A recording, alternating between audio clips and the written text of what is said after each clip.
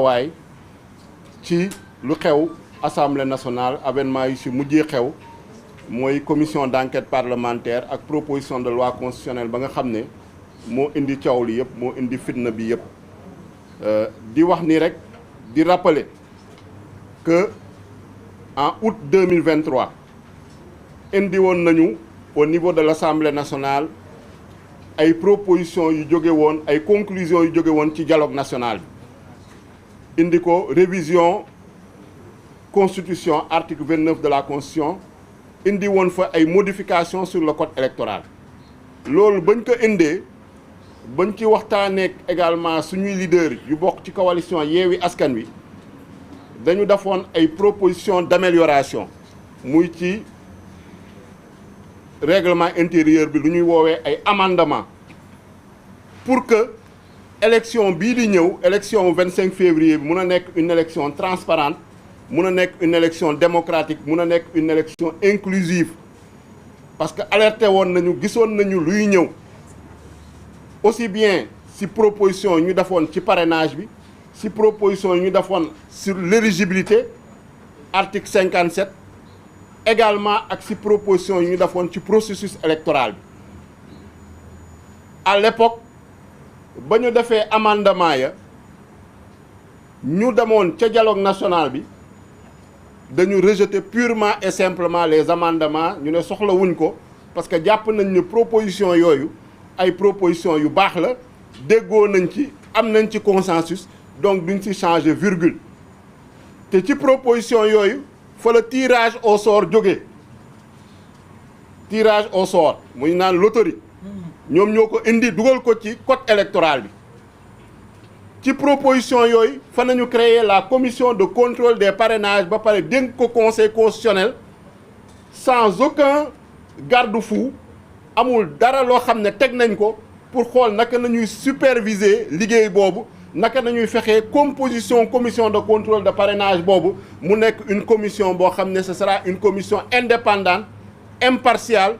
une commission boo xam ne dina def liggéeyam sur des bases objectives fa nañu dugalee ay logiciel de contrôle des parrainages fa la jógee donc ñooñu ko déposé tey ñoom ñoo indiwaat commission d'enquête parlementaire ñu ne dañuy def une commission d'enquête parlementaire pour saytuwaat le processus électoral ñoom ngay déggaat ñuy naan conseil constitutionnel liggéey ba mu def du liggéey bu baax contrôle de parrainage baaxul et cetera et cetera te jamono jooju ñun ba ñu indee amendement yi pour améliorer proposition yooyu ak code électoral bi ñoom dañoo bañ rejeter les amendements gouvernement rejeter les amendements ñu def recours devant le conseil constitutionnel dàq argument yu ñu ko tegaloon donc parce que lii nañu gisoon muy ñëw lii nañu gisoon muy raam te bëggoon nañ ko prévenir bëggoon nañ ko anticiper parce que loolu mooy suñu taxawaay au niveau de l'Assemblée nationale groupe parlementaire Yewwi Askan Wi avec les 39 députés ak directive yi nga xam ne ñoo ngi koy jot ci leaderu coalition Yewwi Askan Wi mooy ni lépp lu ñu gis ni day naxasal démocratie lépp lu ñu gis ni day delloo ci ginnaaw état de droit na ngeen ko xeex na ngeen ci opposé wu def le rôle de l'opposition parlementaire ci taxawaay boobu nañu nekkee woon malheureusement initiative boo jël waa Bennoo Bokk Yaakaar ak ñeneen ñoo xam ne peut-être ils se réclament de l'opposition mais amuñu taxawaay boobu ils le rejettent systématiquement te lii nañu bañoon crise yi nañu bañoon mu am par rapport ak la commission d'enquête parlementaire bu ñu indi ñu ne par rapport à la liquidation l'élimination de Karim Wade conditions yi ñu ko kiiwee ba ñu ko indilee également coalition ba leaderu coalition bi dañu ne nañu voter contre si jiitu président Ousmane Sonko ak leader yu fi toog yépp parce que dañu gis ne exposé des motifs indiwuñu benn preuve indiwuñu benn indice concordant indiwuñu dara lu dul ay affirmation gratuite yoo xam ne ñoo ngi accuser ay juges ñun nag ànduñoo conseil constitutionnel parce que gis nañ ni conseil constitutionnel lu mu def lu bëre jaaduwul gis nañ ni suñu parrainage yi nuñ ko contrôler jaaduwul parce que ku mel ni président Aïda Mbodj am na loo xam ne def nañ ko ci parrainage am pour éliminer ko ak yeneen leader de Yewwi Askan Wi yoo xam ne def nañu ay tentatives pour jéem leen écarter wala pour jéem leen éliminer du processus électoral. Mais comme nu ko président Déthié Fall wax liggéey bu ñu defoon dañ ko defoon avec rigueur sérieux compétence moo tax tey bu ñu publier la liste définitive sur les 20 candidats mu am 6 candidats yoo xam ne jóge nañ ci Yewwi Askan Wi te mu amoon ay candidats yoo xam ne yaakaaru ñu woon ni nañu mën a jàll ñu mel ni Cheikh Tidiane Dièye ñu mel ni Bassirou Diomaye Faye loolu moo leen tiital bu ñu xoolee sondage yi que ce soit premier tour second tour dans toutes les hypothèses ñu xool ne seen candidat sax soo moytul dem second tour loolu moo indi le réel motif ñu ne dañuy reporter élection bi prolonger le mandat du président de la République ce qui est illégal et anticonstitutionnel. Donc commission d'enquête parlementaire boobu ñu indi woon ba ñu ko indee commission indi ko séance plénière ñun dañu voté contre parce que dañu ne su fekkee ni bëgg nañu régler mbirum processus électoral bi dañu waroon teel a jóg moment boobu ñuy indi code électoral jëlee ko ci dialogue national moment boobu nañu waroon régler ay insuffisance ak ay faiblesse ci processus électoral bi su fekkee ni nag dañu bëggoon régler loo xam ne ci parrainage la jëm ci moment boobu nañ ko waroon régler donc doo xaar ba conseil constitutionnel publier la liste définitive des candidats nga bàyyi injustice yëpp seetaan ko candidat bu mel ni Ousmane Sonko injustice yu ñu def à son encontre banditisme administratif ba nga xam ne moom nañu gis au niveau de la direction générale des élections au niveau de la direction de l'automatisation des fichiers au niveau de la caisse de dépôt et consignation ñu seetaan ko waxuñu ci dara ñu bàyyi ba loolu yëpp jàll conseil constitutionnel publier la liste définitive ñu ne dañuy ñëwaat di xool la revue du processus électoral dañuy ñëwaat di parler d'élection transparente d'élection inclusive je pense que loolu c'est de la mauvaise foi loolu je pense que c'est de l'inconséquence et c'est de l'incohérence donc moo tax à l'époque ñu voté woon contre la création de cette commission d'enquête parlementaire parce que dafa fekk ñun en tant que groupe parlementaire Yewwi Askan Wi déposé woon nañu plus de 13 demandes de résolution pour la création de commission d'enquête parlementaire ñu bàyyi proposition de résolution yooyu yëpp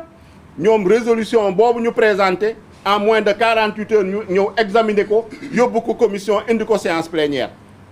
te résolution boobu ñu ko présenté daa mel ni waa Benno Bokk Yaakaar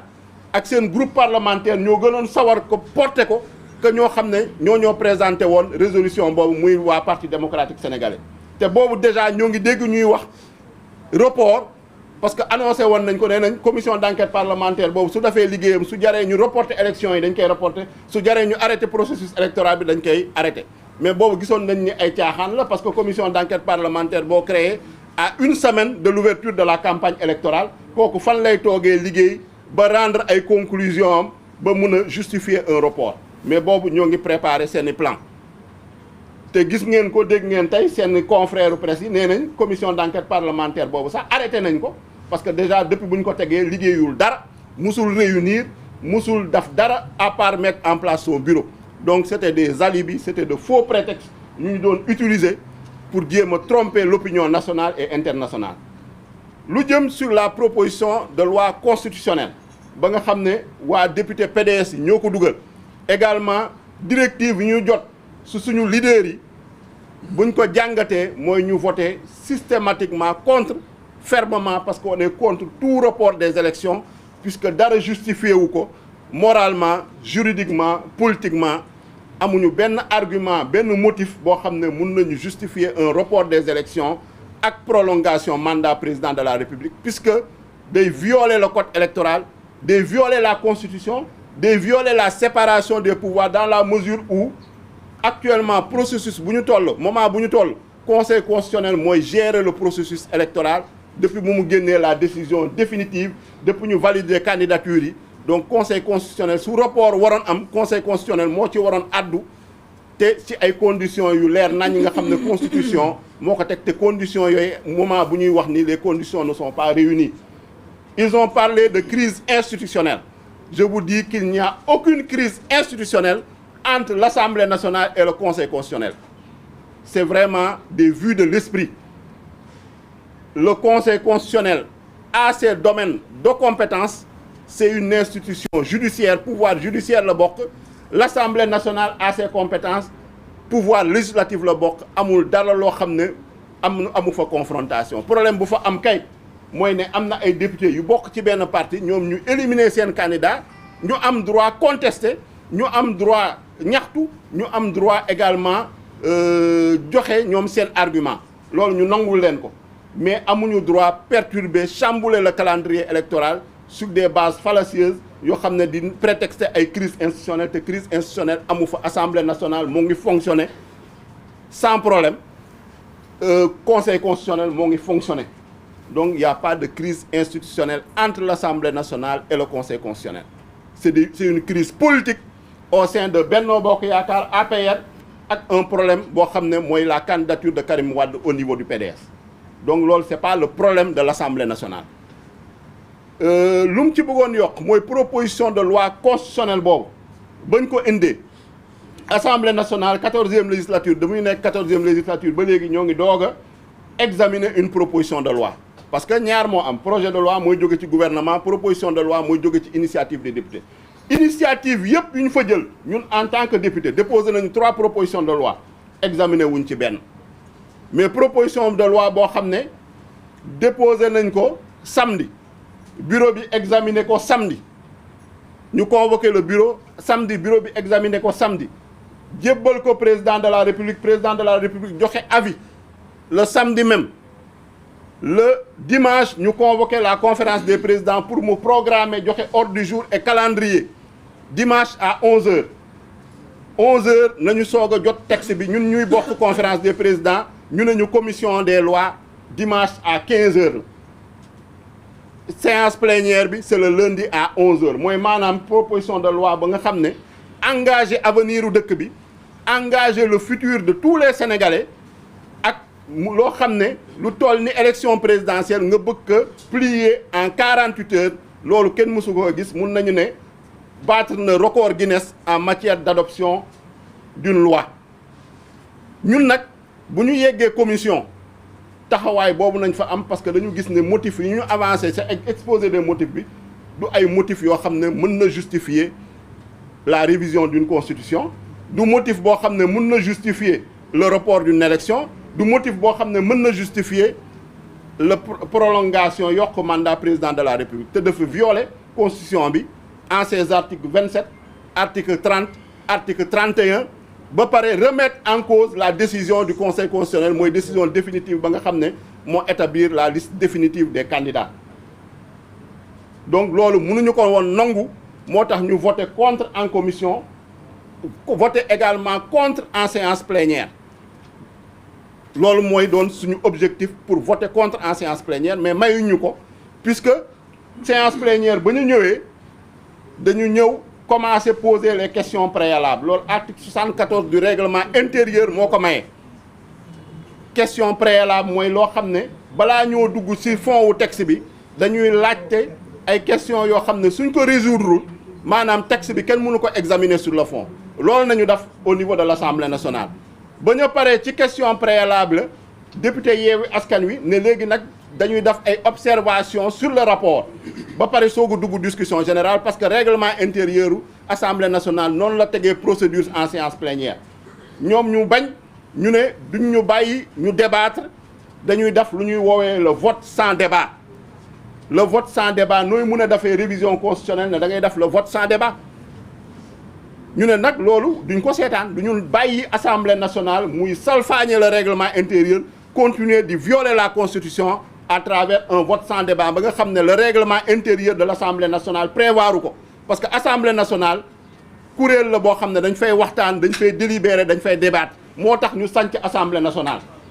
ñu woowee ñu les représentants du peuple tànn 165 ñoo xam ne fu ne nañ leen jëlee ci Sénégal ak sa diaspora bi indi leen fa pour ñu représenter fa la nation sénégalaise la population sénégalaise donc comme mënul comprendre ñu ne Assemblée nationale dañ koy indil texte révision constitutionnelle ba pare ñu ne ko da ngay def un vote sans débat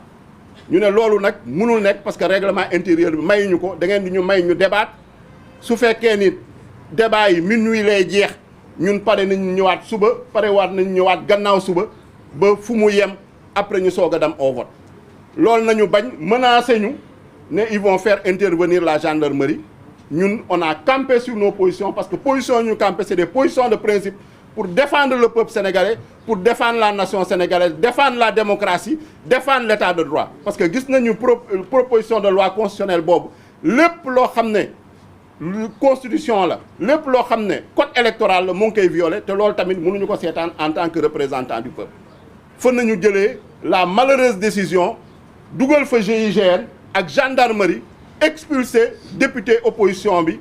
particulièrement les députés du groupe parlementaire Yewwi Askan Wi expulser leen de manière violente, de manière brutale, en violant la Constitution, en violant le règlement intérieur de l'Assemblée nationale. te loolu le président de l'Assemblée nationale moo jël responsabilité malheureusement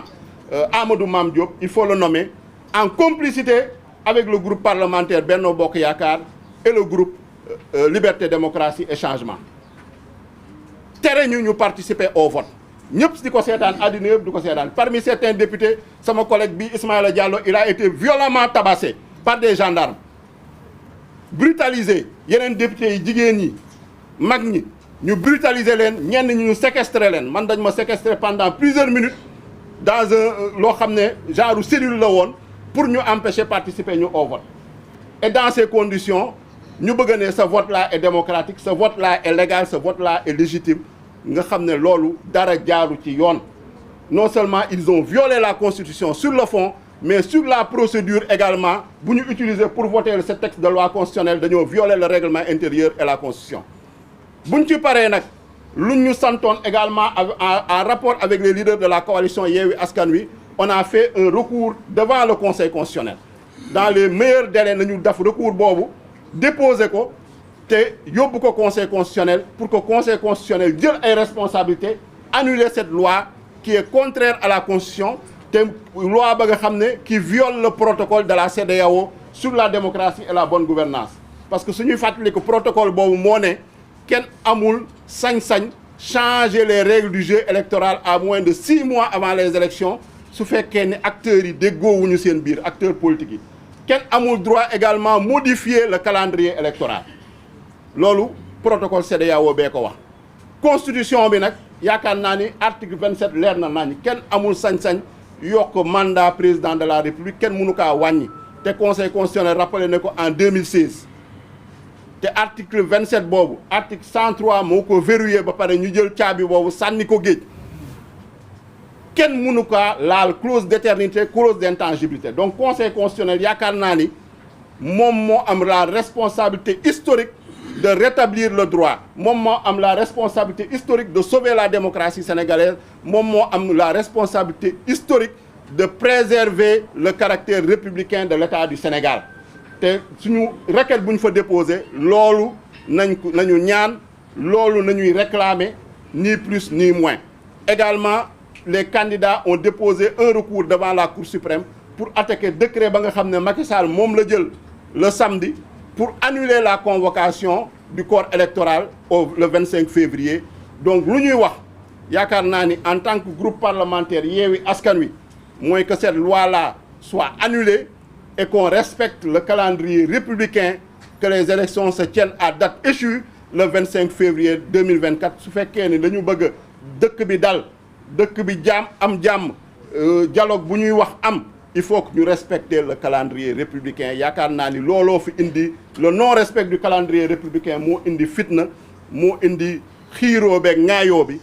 te également ñuy respecter les droits et les libertés des citoyens